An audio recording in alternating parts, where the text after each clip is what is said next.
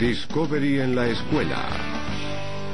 En este episodio de Discovery en la escuela viajaremos desde el bosque tropical hasta el laboratorio en busca de las formas de vida más simples de la Tierra y encontraremos gente dedicada a los virus. Descubriremos cómo estos diminutos asesinos viven, se reproducen y destrozan especies como la nuestra. Veremos cómo los científicos proponen defender la humanidad de futuras epidemias y observaremos las preguntas, actividades y recursos luego de cada segmento.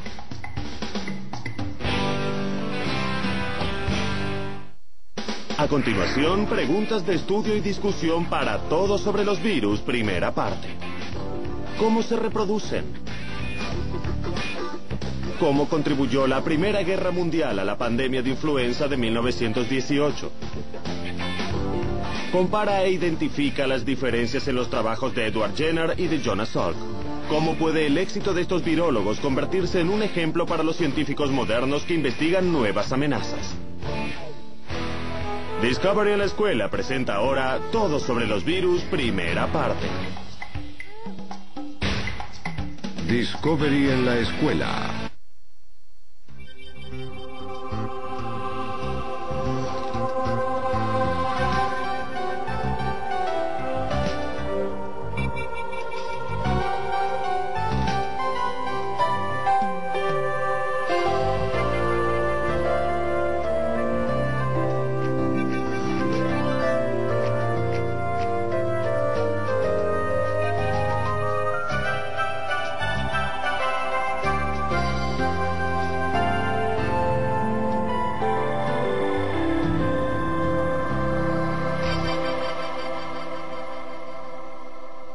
Todo sobre los virus.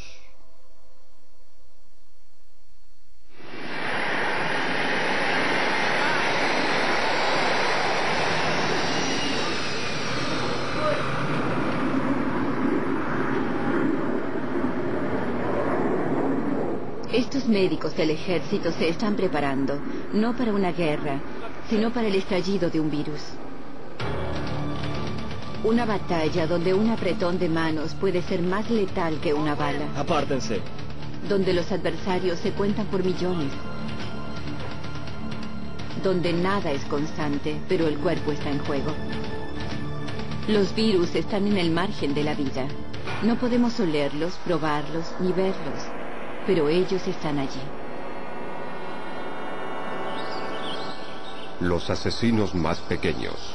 En el aire, en el agua, en cada ser vivo del planeta. Son las formas de vida más diminutas y simples de la Tierra, aunque saben cómo entrar a nuestros cuerpos, secuestrar nuestras células, engañar a nuestras defensas. Los virus son antiguos. Algunos creen que más antiguos que otras formas de vida. Y son pacientes.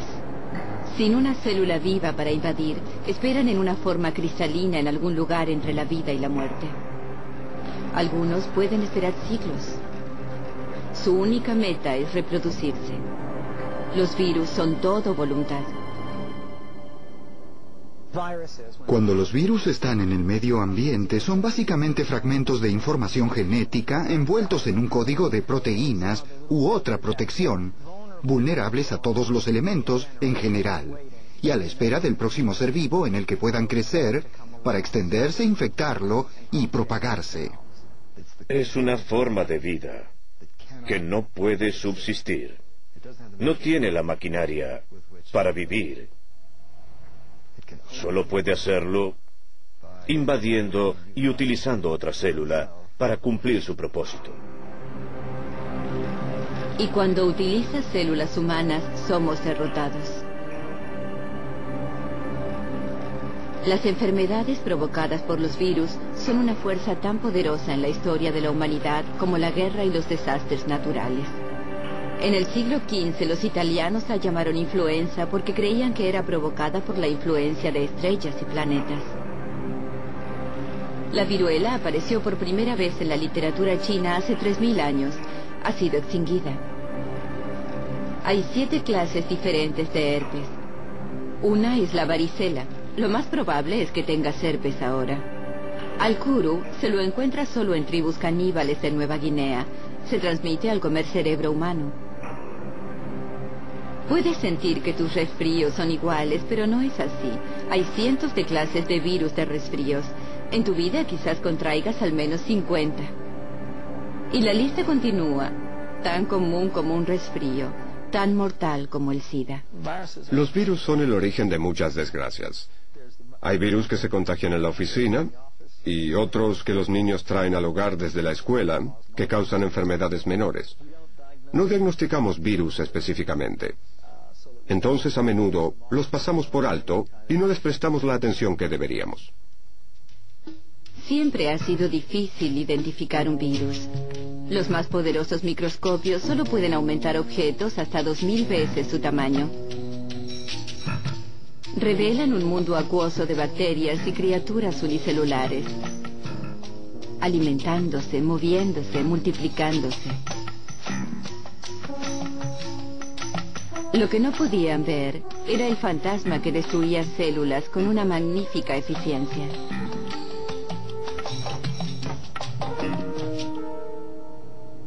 En los años 30, los científicos alemanes inventaron el microscopio electrónico y pudieron ver un virus aumentando 7000 veces su tamaño.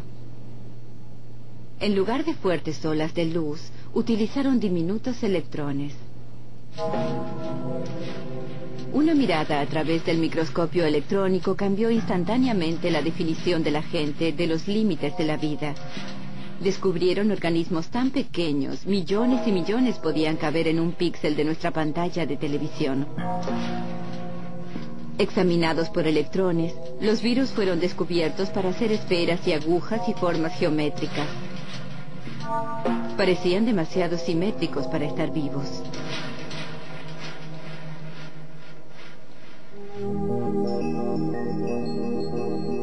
En las pantallas de las computadoras actuales, los virus parecen adornos de un árbol de Navidad marciano.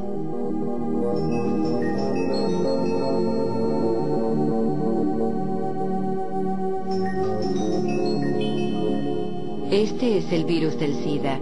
Su núcleo contiene la información genética que necesita para duplicarse.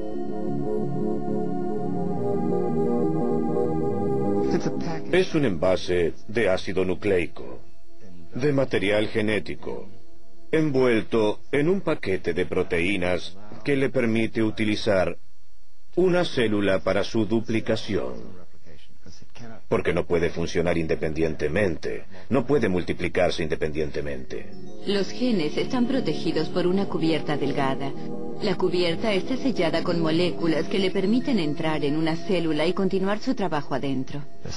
Hay ciertos mecanismos receptores que vienen juntos, se unen. No atacan, se unen. Se incorporan y utilizan el mecanismo celular para su propia multiplicación. Actúa como un parásito. Utiliza estos sistemas organizados para su supervivencia. La célula blanco no tiene que ser humana, ni siquiera animal. El virus del tulipán ha sido usado desde el siglo XVI para provocar la variación del color en tulipanes decorativos. Nada es demasiado pequeño para un virus. Entonces los naturalistas observan una pulga. Tiene pulgas más pequeñas que las en su víctima, y estas tienen pulgas más pequeñas que las muerden, y así hasta el infinito. Sí, hasta los gérmenes pueden contraer gérmenes. Un ejemplo, el bacteriófago T4, un virus que ataca a las bacterias. Se deposita, se acopla y empuja su ADN a través de la membrana celular. Una vez adentro, el ADN viral asalta a la célula y la fuerza a producir más virus. En minutos, la célula hinchada explota, liberando cientos de nuevos virus para infectar a otras células. En tiempos antiguos, la gente no conocía los virus y tampoco sabía que la última cosa que harían sería enfermarse.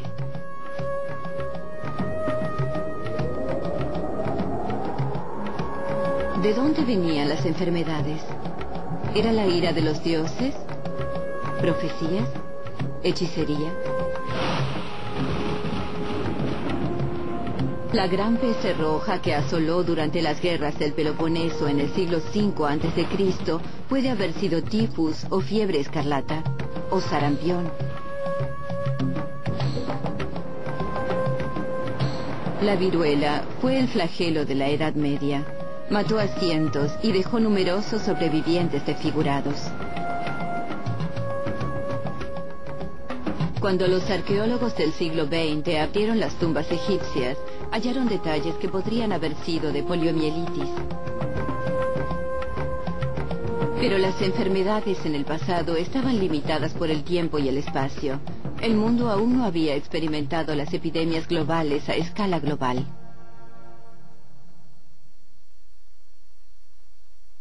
Pandemia. Uno de los peores desastres naturales de la historia fue causado por un virus. La pandemia de influenza de 1918 golpeó a todas las ciudades de los Estados Unidos, derribando a la gente donde estuviera parada.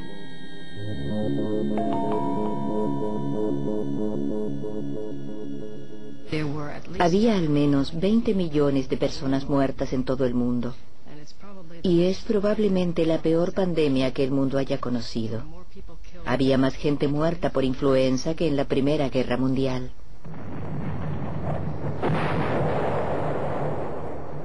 La guerra era el problema.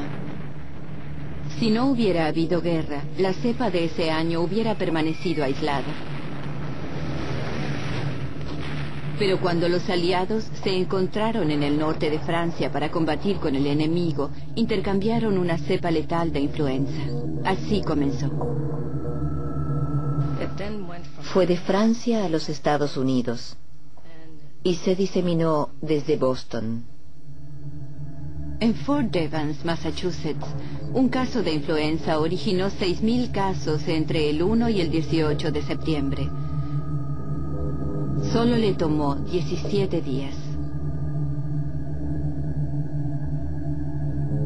La India perdió casi un 4% de su población. Alaska, 8%. En los mares del sur, la tasa de muerte era del 20%.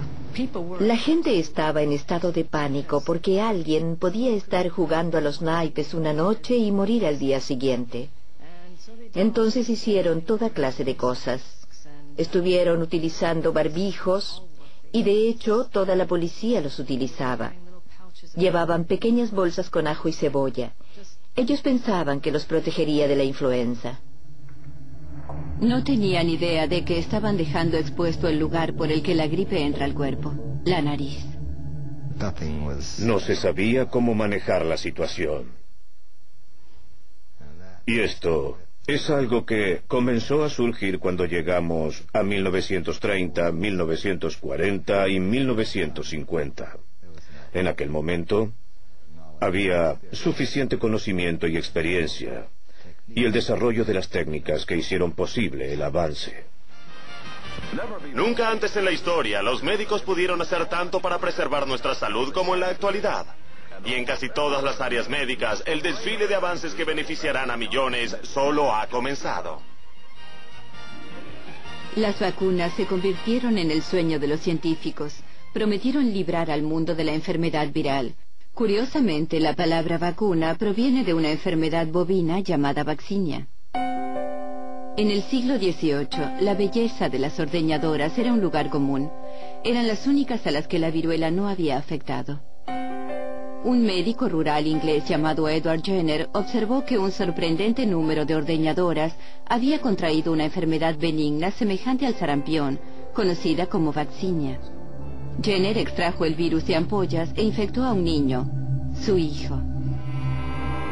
Luego inoculó al muchacho con el virus vivo de la viruela. Era riesgoso, pero funcionó. La inyección inicial de vaccinia le provocó una dolencia benigna, pero su cuerpo desarrolló una inmunidad para ambas enfermedades. A través de los años hemos evolucionado en nuestros mecanismos de defensa. Sabemos que este es el sistema inmunológico, que es un sistema muy complejo que contiene diferentes clases de células y funciones, cuyo propósito principal es reconocer el cuerpo extraño e intentar eliminarlo. El sistema inmunológico tiene 3 funciones principales que se llevan a cabo en nuestro cuerpo en este momento. Los anticuerpos son proteínas que se unen a la superficie de un virus, debilitándolo hasta la muerte. Las células blancas del cuerpo se mueven para destruir las células infectadas por el virus. Una vez que has sido infectado por un virus, la memoria de las células lo reconoce inmediatamente si entra al cuerpo nuevamente. Por eso las vacunas son tan efectivas. El cuerpo recuerda la apariencia del virus falso, por eso puede protegerse cuando aparece el virus real. Una de las formas más comunes de hacer una vacuna es hacerla crecer en un anfitrión artificial.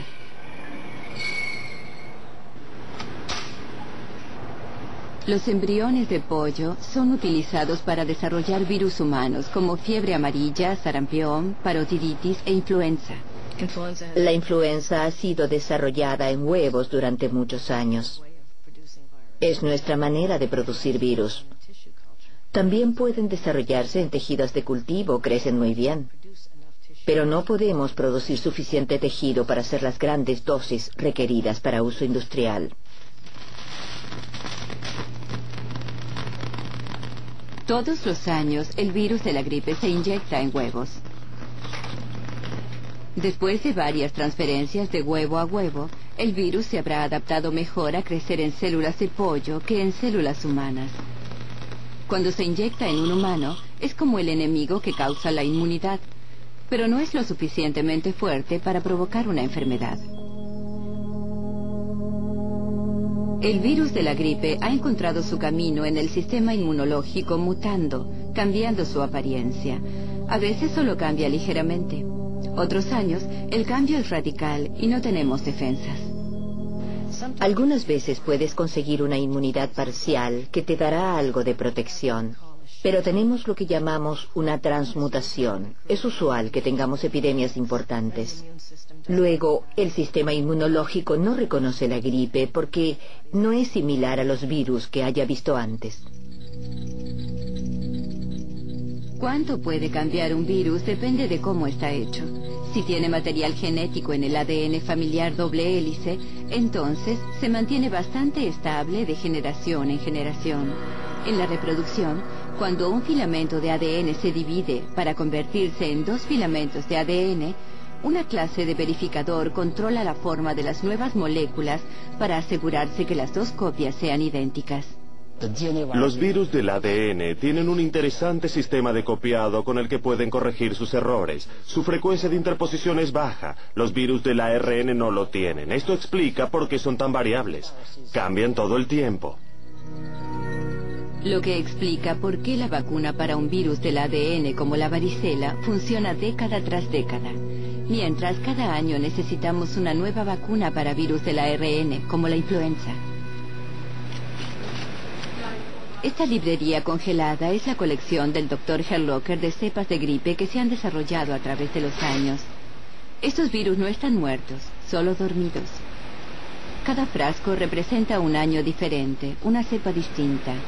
Si descongelaras y respiraras la cosecha de influenza 1980, probablemente te enfermarías. Algunas cepas de influenza son mutaciones espontáneas. Otras epidemias pueden ser rastreadas hasta patos y cerdos.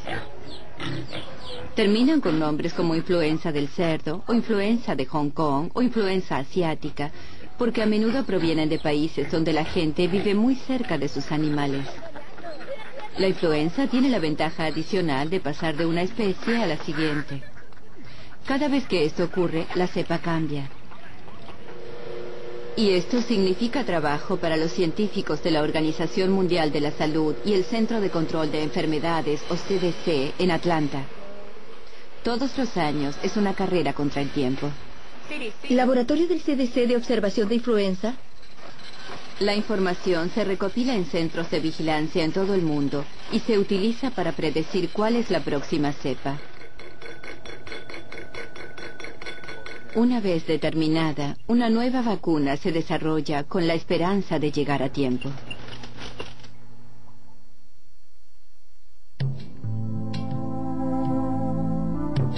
El pánico de la poliomielitis. Es difícil imaginar un mundo sin vacunas para enfermedades como la influenza, viruela o polio. En la primera mitad de este siglo, la gente entraba en pánico cuando los niños contraían fiebre y dolores musculares. Podía no ser nada. Podía terminar con los niños pasando sus días en un cilindro presurizado, al cual todos llamaban el pulmón de acero.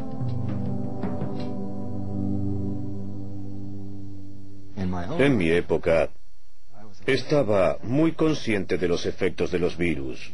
En 1916, por ejemplo, 2 años antes de mi nacimiento, hubo una epidemia de poliomielitis severa en los Estados Unidos, sobre todo en Nueva York.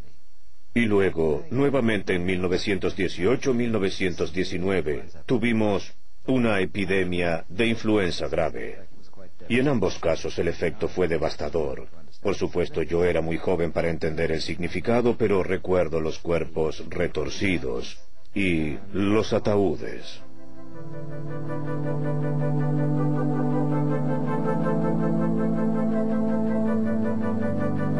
Nadie sabía por qué la poliomielitis causaba parálisis o muerte, mucho menos que se transmitía por la comida contaminada, agua o por la saliva. Las medicinas caseras y medidas preventivas nacieron de la desesperación. Cuando la poliomielitis atacó a F.D. Roosevelt después de nadar en un lago congelado, la gente especuló que el agua fría podía ser la causa. A fines de 1940, el joven Jonas Salk estaba en camino de convertirse en el héroe de los padres del mundo moderno. Dediqué toda mi vida a ser médico. Ese es el camino que elegí para practicar la medicina. Y ese ha sido el sentido de mi vida. Tratar de evitar la enfermedad, sanar o curar de alguna manera. Científicos de Harvard encontraron la manera de reproducir el virus de la polio y Salk tuvo la materia prima que necesitaba para desarrollar una vacuna. Mi hipótesis era que se podía lograr la inmunización contra una enfermedad viral sin experimentar infección. Hasta entonces se creía que uno tenía que experimentar la infección como en el caso de la viruela, la rabia y gran cantidad de virus. En este laboratorio de la Universidad de Pittsburgh, Salk destruyó el virus de la polio con formaldehído para evitar que causara la enfermedad. En 1955, luego de probarlo en él, comenzó a inocular niños. El virus muerto alertaba a sus sistemas inmunológicos sin enfermarlos. Fue una de las mayores noticias en la historia de la medicina. En los Estados Unidos, 2 generaciones crecieron sin conocer la angustia de la enfermedad. Son gajes del oficio, como suele decirse. Y fue apreciado, especialmente por sus padres, para quienes el miedo había desaparecido.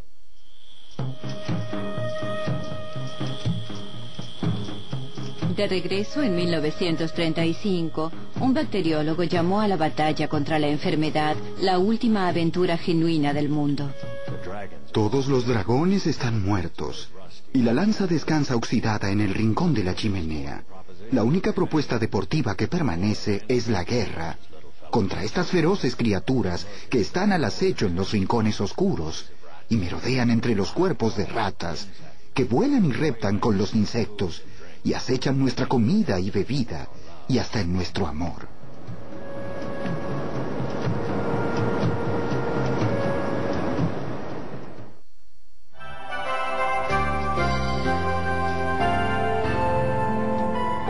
Todo sobre los virus. Fin de la primera parte. A continuación, las respuestas a las preguntas de Todo sobre los virus, primera parte. Los virus no pueden reproducirse, entonces insertan su información genética en otras células que se reproducen por ellos. Durante la Primera Guerra Mundial, gente de varios países hizo contacto cercano. Esto permitió que una cepa de influenza se diseminara alrededor del mundo en una tasa sin precedentes. Realiza esta actividad en tu clase. Dibuja e identifica un diagrama de una célula animal y un virus. Luego haz una lista de todas las semejanzas y diferencias entre ambas. ¿Por qué se considera que el virus existe entre la vida y la muerte? Para aprender más, Discovery en la Escuela te sugiere visitar la siguiente dirección en Internet. Pídele a tu bibliotecario que te ayude a explorar los diferentes recursos que tu biblioteca tiene para ofrecerte.